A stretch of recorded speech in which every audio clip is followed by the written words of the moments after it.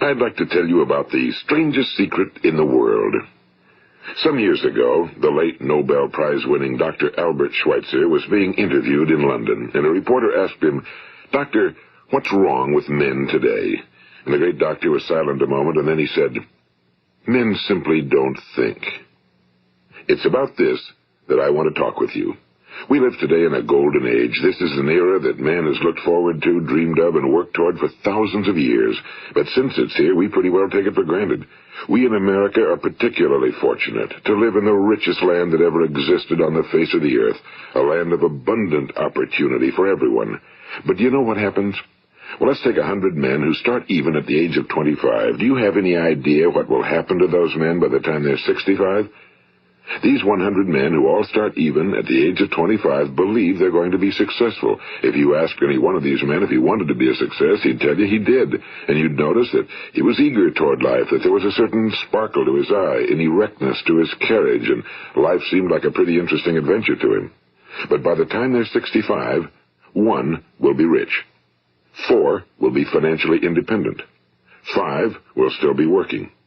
54 will be broke.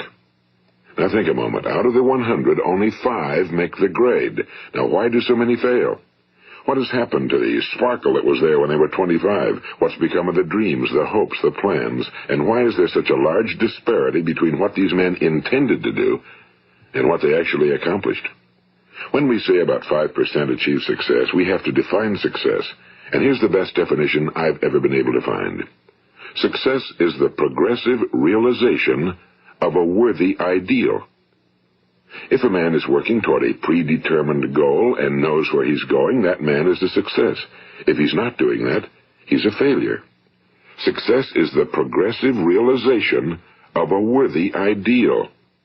Rollo May, the distinguished psychiatrist, wrote a wonderful book called Man's Search for Himself. And in this book he says, the opposite of courage in our society is not cowardice. It is conformity. And there you have the trouble today. It's conformity, people acting like everyone else without knowing why, without knowing where they're going. Now think of it. In America right now, there are over 18 million people 65 years of age and older. And most of them are broke. They're dependent on someone else for life's necessities. Now, we learn to read by the time we're 7. We learn to make a living by the time we're 25. Usually by that time, we're not only making a living, we're supporting a family. And yet, by the time we're 65, we haven't learned how to become financially independent in the richest land that has ever been known. Why? We conform. And the trouble is that we're acting like the wrong percentage group, the 95 who don't succeed. Now, why do these people conform? Well, they really don't know. These people believe that their lives are shaped by circumstances, by things that happen to them, by exterior forces. They're outer-directed people. A survey was made one time that covered a lot of men, working men, and these men were asked, "Why do you work? Why do you get up in the morning?" 19 out of 20 had no idea. If you ask them, they'll say, well, everyone goes to work in the morning, and that's the reason they do it, because everyone else is doing it. Now let's get back to our definition of success. Who succeeds? The only person who succeeds is the person who is progressively realizing a worthy ideal. He's the person who says, I'm going to become this, and then begins to work toward that goal. I'll tell you who the successful people are. A success is the school teacher who's teaching school because that's what he or she wants to do. The success is the woman who's a wife and mother because she wanted to become a wife and mother and is doing a good job of it. The success is the man who runs the corner gas station because that was his dream. That's what he wanted to do. The success is the successful salesman who wants to become a top-notch salesman and grow and build with his organization. A success is anyone who is doing deliberately a predetermined job because that's what he decided to do deliberately. But only 1 out of 20 does that. That's why today there isn't really any competition unless we make it for ourselves. Instead of competing, all we have to do is create. You know, for 20 years, I looked for the key which would determine what would happen to a human being.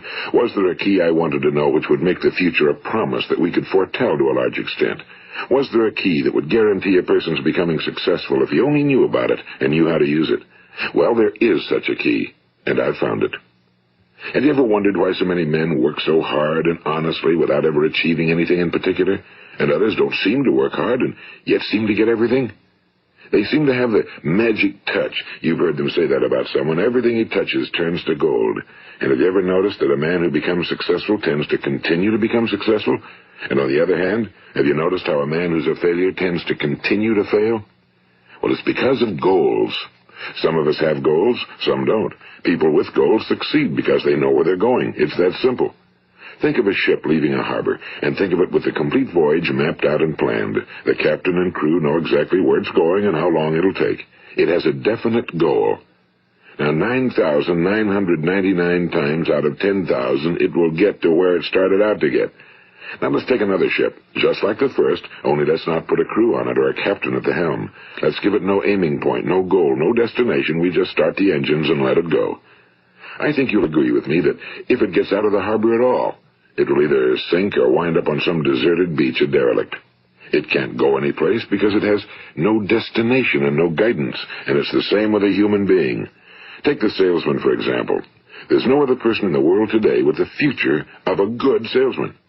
Selling is the world's highest paid profession, if we're good at it and if we know where we're going. Every company needs top-notch salesmen, and they reward those men. The sky's the limit for them. But how many can you find?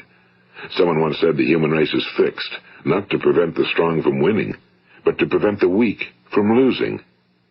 The American economy today can be likened to a convoy in time of war. The entire economy is slowed down to protect its weakest link, just as the convoy had to go at the speed that would permit its slowest vessel to remain in formation.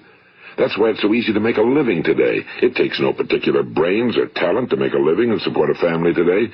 So we have a plateau of so-called security, if that's what a person's looking for. But we do have to decide how high above this plateau we want to aim. Now let's get back to the strangest secret in the world, the story that I wanted to tell you today. Why do men with goals succeed in life and men without them fail? Well, let me tell you something which, if you really understand it, will alter your life immediately. If you understand completely what I'm going to tell you from this moment on, your life will never be the same again. You will suddenly find that good luck just seems to be attracted to you. The things you want just seem to fall in line, and from now on you won't have the problems, the worries, the gnawing lump of anxiety that perhaps you've experienced before. Doubt, fear, well, they'll be things of the past.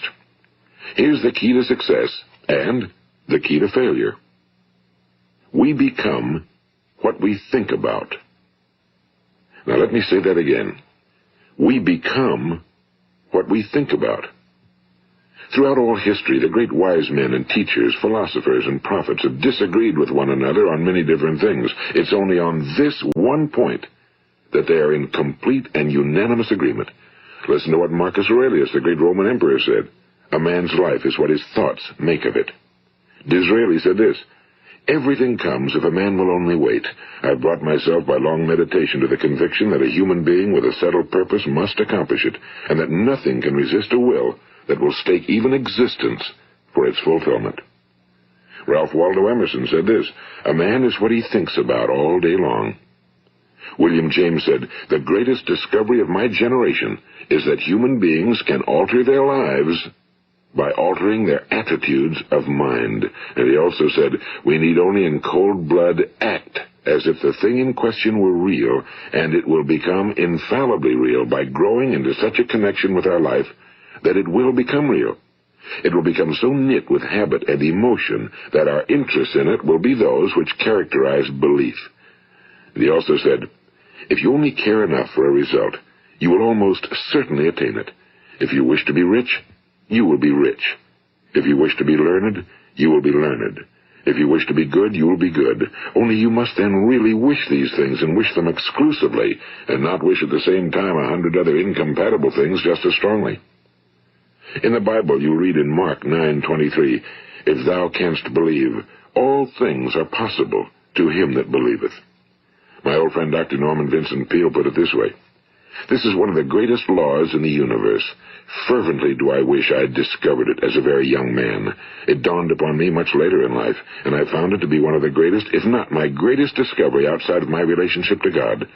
The great law, briefly and simply stated, is that if you think in negative terms, you will get negative results.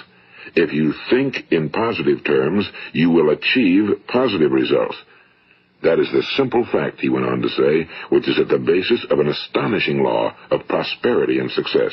In 3 words, believe and succeed. William Shakespeare put it this way: our doubts are traitors and make us lose the good we oft might win by fearing to attempt. George Bernard Shaw said, people are always blaming their circumstances for what they are. I don't believe in circumstances. The people who get on in this world are the people who get up and look for the circumstances they want, and if they can't find them, make them. Well, that's pretty apparent, isn't it? And every person who discovered this for a while believed that he was the first one to work it out. We become what we think about. Now, it stands to reason that a person who's thinking about a concrete and worthwhile goal is going to reach it, because that's what he's thinking about, and we become what we think about. Conversely, the man who has no goal, who doesn't know where he's going, and whose thoughts must therefore be thoughts of confusion and anxiety and fear and worry, becomes what he thinks about. His life becomes one of frustration and fear and anxiety and worry. And if he thinks about nothing, he becomes nothing. Now, how does it work? Why do we become what we think about? Well, I'll tell you how it works as far as we know. Now, to do this, I want to tell you about a situation that parallels the human mind. Suppose a farmer has some land, and it's good fertile land. Now, the land gives the farmer a choice. He may plant in that land whatever he chooses. The land doesn't care. It's up to the farmer to make the decision. Now, remember, we're comparing the human mind with the land because the mind, like the land, doesn't care what you plant in it. It will return what you plant, but it doesn't care what you plant. Now, let's say that the farmer has 2 seeds in his hand. One is a seed of corn. The other is nightshade, a deadly poison. He digs 2 little holes in the earth, and he plants both seeds, one corn, the other nightshade. He covers up the holes, waters, and takes care of the land, and what will happen? Invariably, the land will return what's planted. As it's written in the Bible, as ye sow, so shall ye reap. Now remember, the land doesn't care. It'll return poison in just as wonderful abundance as it will corn. So up come the 2 plants, one corn, one poison. Now, the human mind is far more fertile, far more incredible and mysterious than the land, but it works the same way. It doesn't care what we plant. Success, failure. A concrete, worthwhile goal, or confusion. Misunderstanding, fear, anxiety, and so on. But what we plant, it must return to us. You see, the human mind is the last great unexplored continent on Earth. It contains riches beyond our wildest dreams. It will return anything we want to plant. Now, you might say, well, if that's true, why don't people use their minds more? Well, I think they figured out an answer to that one, too. Our mind comes as standard equipment at birth. It's free, and things that are given to us for nothing we place little value on. Things that we pay money for, we value. The paradox is that exactly the reverse is true. Everything that's really worthwhile in life came to us free. Our minds, our souls, our bodies, our hopes, our dreams, our ambitions, our intelligence, our love of family and children and friends and country, all these priceless possessions are free. But the things that cost us money are actually very cheap and can be replaced at any time. A good man can be completely wiped out and make another fortune. He can do that several times. Even if our home burns down, we can rebuild it. But the things we got for nothing, we can never replace. The human mind isn't used because we take it for granted. Familiarity breeds contempt. It can do any kind of job we assign to it, but generally speaking, we use it for little jobs instead of big, important ones. Universities have proved that most of us are operating on about 10% or less of our abilities. So decide now, what is it you want? Plant your goal in your mind. It's the most important decision you ever make in your entire life. What is it you want? Do you want to be an outstanding salesman? A better worker at your particular job? Do you want to go places in your company? In your community? Do you want to get rich? All you've got to do is plant that seed in your mind, care for it, work steadily toward your goal, and it will become a reality. It not only will, there's no way that it cannot. You see, that's a law, like the laws of Sir Isaac Newton, the laws of gravity. If you get on top of a building and jump off, you'll always go down. You'll never go up, and it's the same with all the other laws of nature. They always work. They're inflexible. Think about your goal in a relaxed, positive way. Picture yourself in your mind's eye as having already achieved this goal. See yourself doing the things you will be doing when you've reached your goal. Ours has been called the phenobarbital age, the age of ulcers and nervous breakdowns and tranquilizers, at a time when medical research has raised us to a new plateau of good health and longevity. Far too many of us worry ourselves into an early grave trying to cope with things in our own little personal ways without learning a few great laws that will take care of everything for us. These things we bring on ourselves through our habitual way of thinking. Every one of us is the sum total of his own thoughts. He is where he is because that's exactly where he really wants to be, whether he'll admit that or not. Each of us must live off the fruit of his thoughts in the future, because what you think today and tomorrow, next month and next year, will mold your life and determine your future. You're guided by your mind. I remember one time I was driving through eastern Arizona, and I saw one of those giant earth-moving machines roaring along the road at about 35 miles an hour with what looked like 30 tons of dirt in it. A tremendous, incredible machine, and there was a little man perched way up on top with the wheel in his hands guiding it. And as I drove along, I was struck by the similarity of that machine to the human mind. Just suppose you're sitting at the controls of such a vast source of energy. Are you going to sit back and fold your arms and let it run itself into a ditch? Or are you going to keep both hands firmly on the wheel and control and direct this power to a specific, worthwhile purpose? It's up to you. You're in the driver's seat.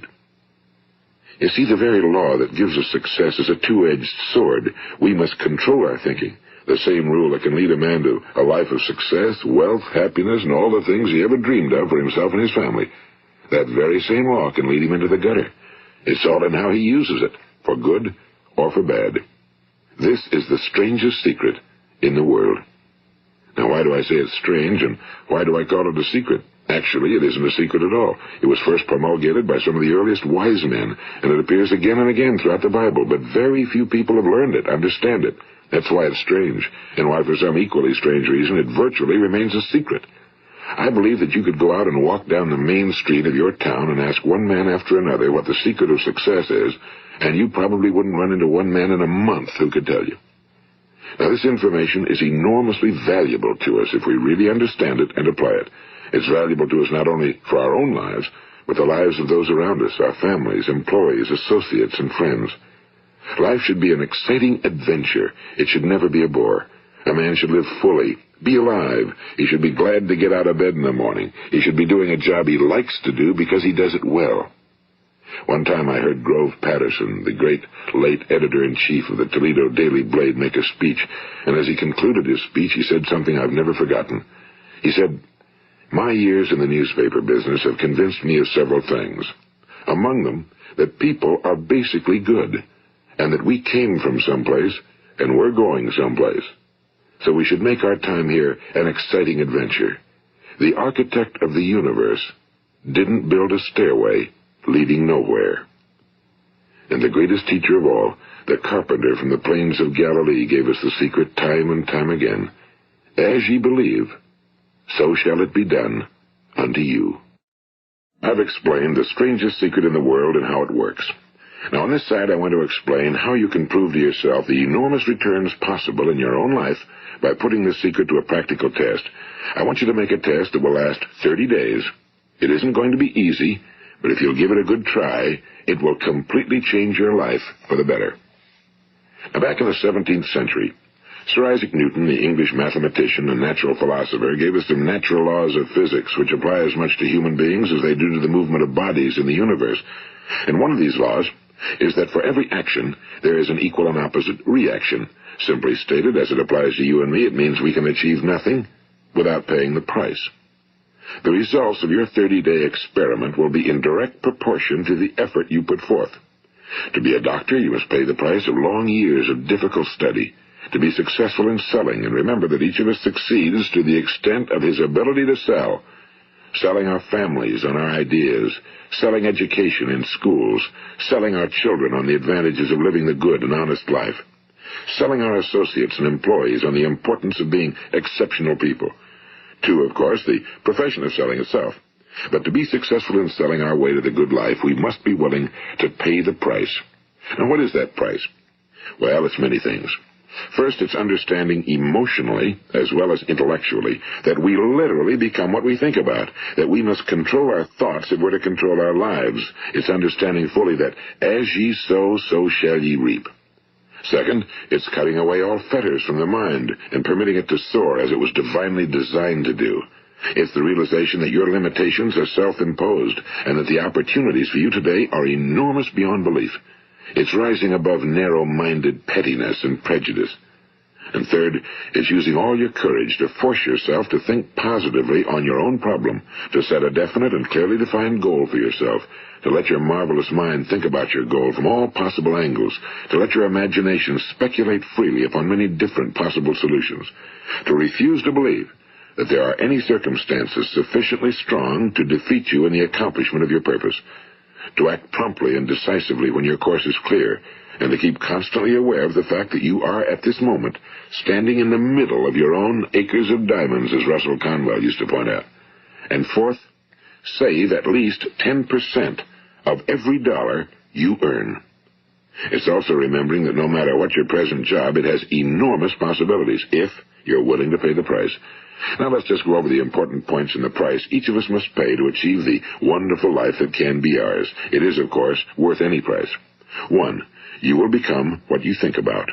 2. Remember the word imagination and let your mind begin to soar. 3. Courage. Concentrate on your goal every day. 4. Save 10% of what you earn. And 5. Action.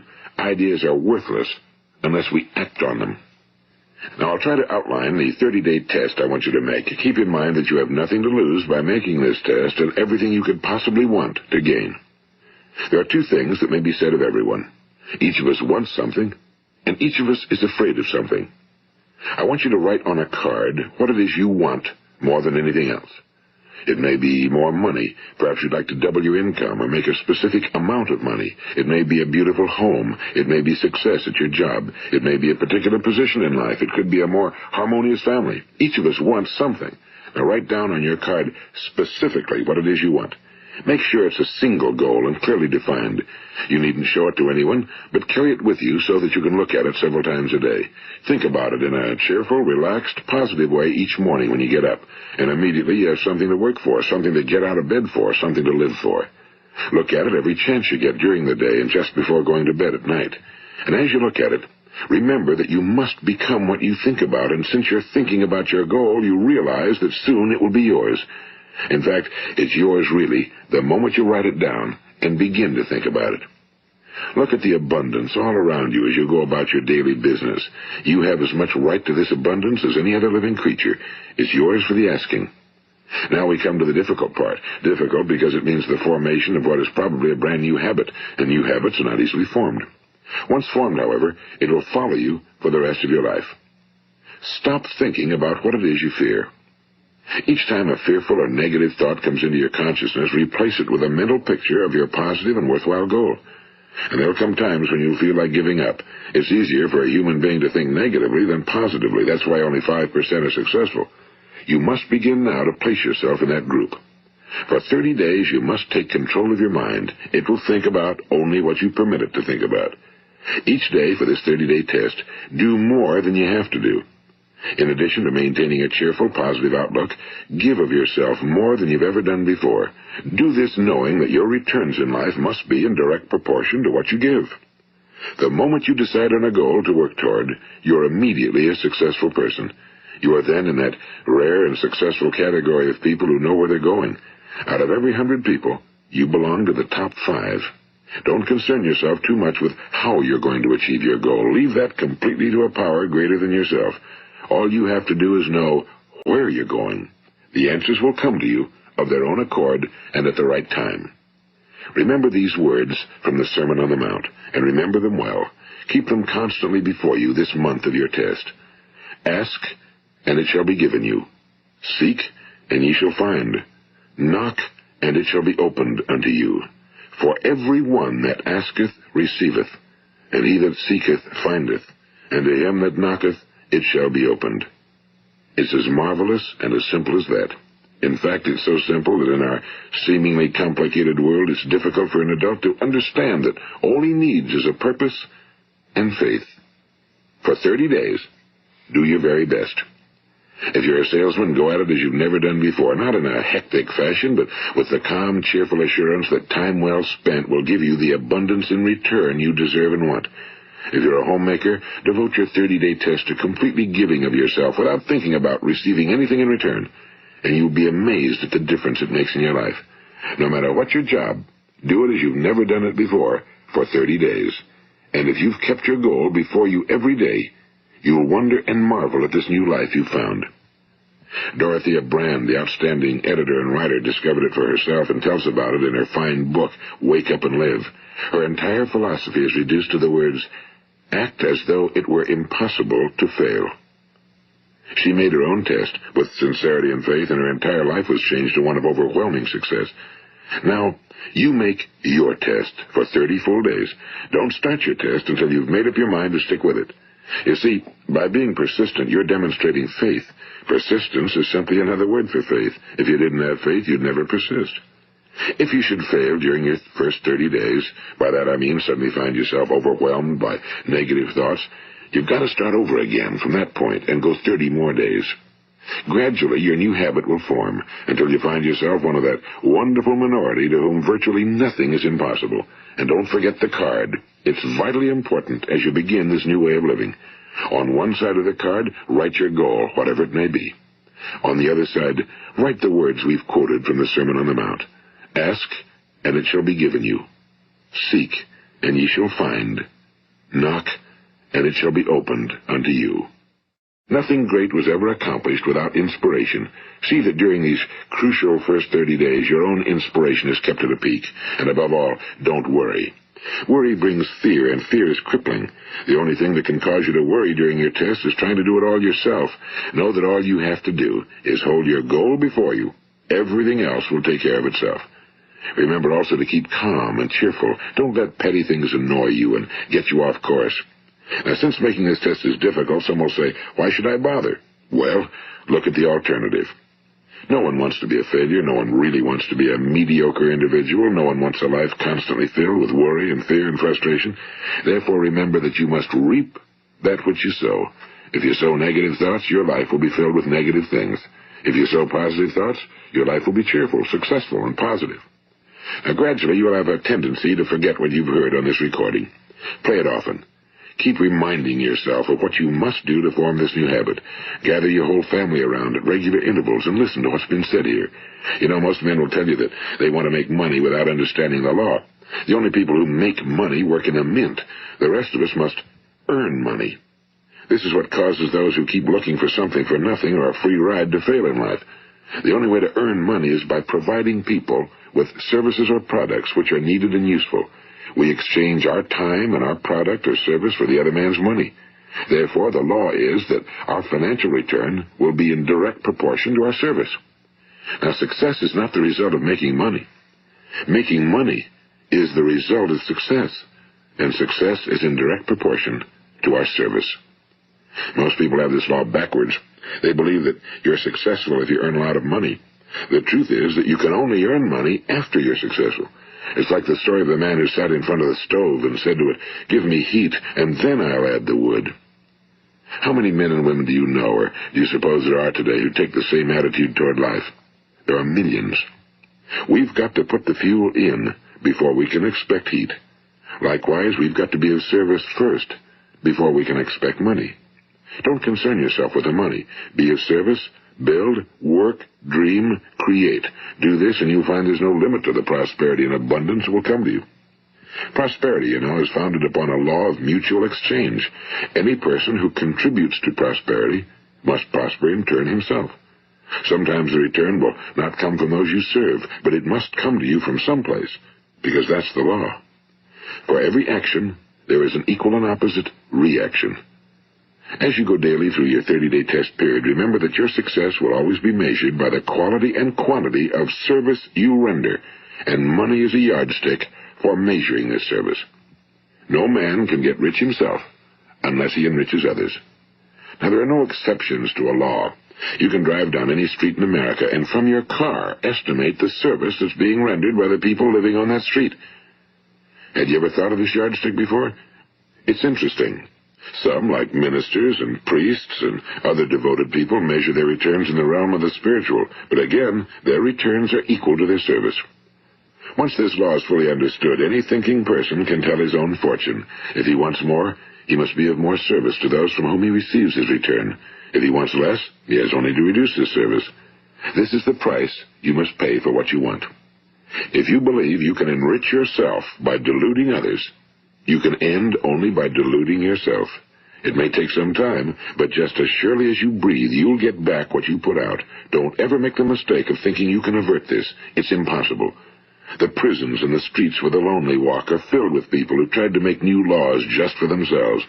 We may avoid the laws of man for a while, but there are greater laws that cannot be broken.